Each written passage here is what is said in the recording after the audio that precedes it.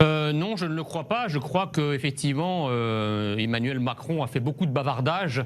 Je ne pense pas que le président Poutine ou le président ukrainien attendaient la visite d'Emmanuel Macron pour entamer une éventuelle désescalade. En réalité, il y a là des enjeux qui dépassent, pas la France en tant que pays, bien sûr, mais qui dépassent le logiciel politique d'Emmanuel Macron, puisque, qu'on le veuille ou non, le président Poutine ainsi que d'ailleurs le président ukrainien ont bien compris que les enjeux ne se décidaient pas en France et à Paris, se décidaient plutôt à Washington et à Moscou, en l'occurrence à l'OTAN et dans la diplomatie et la politique étrangère russe.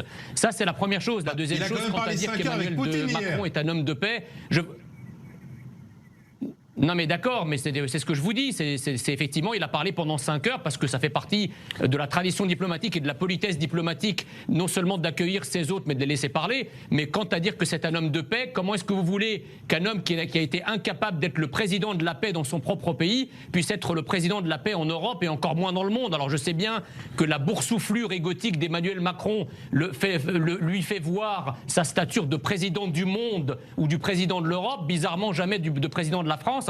Qu'Emmanuel Macron se démène pour empêcher une hypothétique invasion de l'Ukraine par la Russie, c'est très bien. On attend qu'il soit autant mobilisé pour empêcher une invasion de la France par le Maghreb et l'Afrique noire, qui elle est bien réelle et bien actuelle, ce qu'il n'a jamais fait. Donc vous voyez, quand on est président de la France, on s'occupe d'abord de la France. Une fois qu'on assoit la puissance de la France en Europe, on est capable d'asseoir la puissance de la France dans le monde. Emmanuel Macron fait tout le contraire. Je crois que je ne partage pas votre avis. Je crois que la France, à travers l'histoire, a eu des grands hommes qui ont su laisser leur empreinte parce qu'ils étaient des présidents français d'une France française. Comme vous le disiez de Gaulle, il y a un contrat entre la France et le monde en matière de paix, en matière de sécurité, en matière de prospérité. Le problème d'Emmanuel Macron, c'est qu'il ne va pas en Russie en tant que président de la France, puisqu'il a dit que pique-pendre de la France. Quand vous avez un président qui vous explique que la France est un pays qui a commis un crime contre l'humanité au moment de la colonisation et que c'est un pays qui n'a pas d'identité, qui n'a pas de culture nationale, c'est donc pas en tant que président de la France qui va régler le problème. Il va en tant que technocrate européen, en tant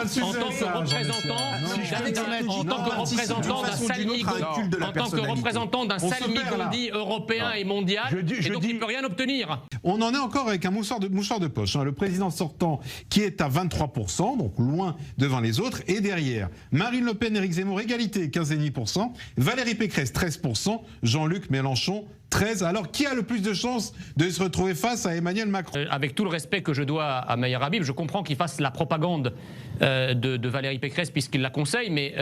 et vous êtes un soutien d'Éric Zemmour. Chacun sa propagande. Donc il faut dire la vérité. Il faut dire la vérité.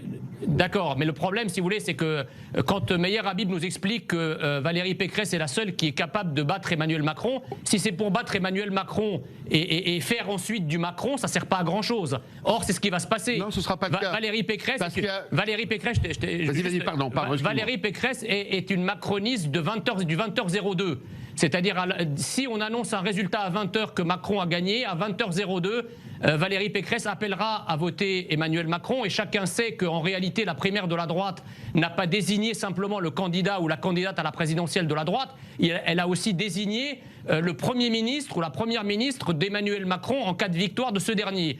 Éric Zemmour et Marine Le Pen, c'est pas du tout le même choix. Je pense qu'Éric Zemmour, face à Emmanuel Macron, peut emporter les suffrages parce que Éric Zemmour a les capacités, je dirais, de connaissance, a une vision de la France et cortiqué intellectuellement, ce qui rendra le débat Zemmour-Macron beaucoup plus fécond, beaucoup plus fertile, avec deux visions très tranchées, radicalement opposées de la France. Alors que Ah oui, mais justement, la démocratie, c'est aussi ça. Or, moi, je ne vois pas à ce jour la différence qu'il y a entre Valérie Pécresse et Emmanuel Macron. Valérie Pécresse est une progressiste de droite. Valérie Pécresse a dans ses rangs des islamo-droitistes, ceux qui roulent des mécaniques sur les plateaux télé dans l'hémicycle de l'Assemblée, et qui, sur la lutte contre l'islamisme, et qui, lorsqu'ils rentrent dans leur penate électorale, pactisent avec lui. Donc tout ça, on l'a déjà vécu, les Français l'ont déjà vécu. On a déjà entendu le Karcher de Sarkozy. Et certains ressortent du chapeau, évidemment, les histoires avec Jean-Christophe Lagarde, qui d'ailleurs, je le rappelle, s'était expliqué à l'époque sur ce plateau. Mais pas seulement, il y a aussi Damien Abad, il y a Patrick Karam, enfin il y a tout un tas de choses qui sont sorties. Il y a ce maire Bugésia, je crois qu'il s'appelle. Enfin, il y en a énormément. Attendez, Éric Ciotti n'est rien d'autre que la caution de l'arnaque. Mais il a fait 40%. C'est la caution de l'arnaque. C'est comme Sarkozy quand il fait une campampagne très identitaire, très sécuritaire en 2007 et qu'il enfle les Français une fois qu'il est élu. Ça va se passer exactement de la même manière. J'ai pas entendu votre réponse, mais Rabib. Moi, je ne connais pas, je ne sais pas qui fait allusion. En ce qui concerne Jean-Christophe Lagarde, que je connais bien en l'occurrence, il a expliqué en long et en large. Il est maire de Drancy. Ben il a été pendant des années maire de Drancy.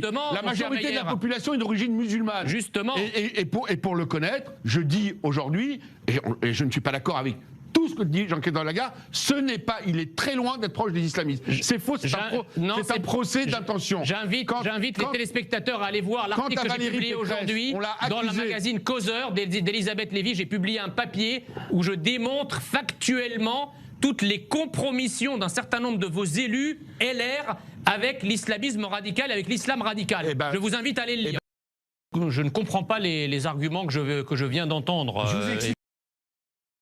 Donner la parole à Paris avant de faire parler Michael Lara, parce que Jean Messia est peut-être à 3000 km le premier à défendre ce texte. Moi, je ne comprends pas les arguments que je viens d'entendre. Évidemment que lorsque un arabe se marie, enfin un arabe israélien se marie avec une danoise ou un danois si c'est une femme, évidemment que ça pose moins de problèmes identitaires qu'un Palestinien, pour la bonne et simple raison que vous avez en Israël une composante de 20 à 25% d'Arabes israéliens et qu'il y a effectivement un conflit, en tout cas larvé, parfois d'ailleurs qui se traduit par des actes chauds de terrorisme avec les Palestiniens. Donc il ne faut pas non plus arracher le texte de son contexte au risque de ne rien y comprendre. Ça, c'est la première chose. La deuxième chose, c'est qu'effectivement, je dirais qu'Israël a le droit, effectivement, et je le dis d'autant plus qu'en France, Éric Zemmour défend exactement la même approche, ou en tout cas avec la différence de contexte près, que ce texte, c'est-à-dire que tout État au monde, toute nation au monde a le droit de défendre son identité. Il n'y a pas vraiment de droit de l'homme lorsqu'il s'agit de défendre son identité nationale. Défendre son identité nationale, ce n'est pas un concept raciste. Vous comprenez? C'est bien sûr que si. Je veux dire, aujourd'hui, il y a clairement un problème. Israël, si vous voulez, je vais pas vous l'apprendre, est composé d'une majorité de juifs. Donc Israël est peut-être devenu un État juif, alors qu'initialement, lorsque l'islam n'était pas islamisé d'une certaine façon, eh bien, on pouvait parler d'un État laïque israélien avec une nationalité qui était distribuée indépendamment des religions qui la composent. Aujourd'hui, il y a un irrédentisme islamique et un irrédentisme arabe qui fait qu'effectivement, la nationalité israélienne devient quelque chose d'un peu plus sensible qu'elle n'était il y a 30 ou 40 ou 50 ans. Ne pas comprendre ça, c'est malheureusement, ce terrorisme touche. Jean Messia. Si je peux juste, voilà, les juifs franco-israéliens sont très à droite, on le confirme. Oui, c'est vrai. Voilà, je vais juste ajouter quelque chose de conceptuel, c'est-à-dire qu'effectivement, depuis une quarantaine d'années, la gauche, quelle qu'elle soit, d'ailleurs, qu'elle soit israélienne pour une partie et française en majorité, a une conception de la citoyenneté et de la nationalité qui est étrange. Ils considèrent, ces gauches, que la nationalité, ce n'est qu'un document administratif, une sorte de sauf-conduit qu'on donnerait effectivement dans un certain nombre de cas de figure, dont le mariage, dont qui sauve un enfant d'un balcon. C'est comme une médaille en chocolat qu'on pourrait distribuer à ceux à qui on veut la distribuer. Or, j'insiste pour dire que la droite, en l'occurrence une certaine droite en France, la droite nationale, et en Israël, considère qu'il y a quelque chose qui s'appelle la carte nationale d'identité. C'est un document certes administratif, mais les mots ont un sens. Ce n'est pas qu'une carte. Dans cette carte, il existe une nation, et à l'intérieur de cette nation existe une identité. Donc vous voyez bien que la notion qui consiste à naturaliser, je dirais, des étrangers au prétexte simplement d'un mariage ou au prétexte simplement d'une durée de séjour dans un pays, eh bien, elle porte de graves dangers pour les pays qui pratiquent cela, et nous sommes bien placés en France pour le savoir. Mais donc il faut faire très attention à la façon dont on manie la non, mais je suis d'accord avec vous, mais c'est pas le cas de la gauche. C'est pas le cas de la gauche israélienne. Mais Monsieur Blachman, vous avez dit tout à l'heure, bien sûr qu'il ne faut pas ouvrir à tous les vents et il ne faut pas faire n'importe quoi. J'aimerais que vous m'expliquiez où vous placez le curseur. Parce que soit vous avez un principe et dans ce cas-là dites-le, soit c'est au doigt mouillé et à ce moment-là personne ne comprend rien. Non, c'est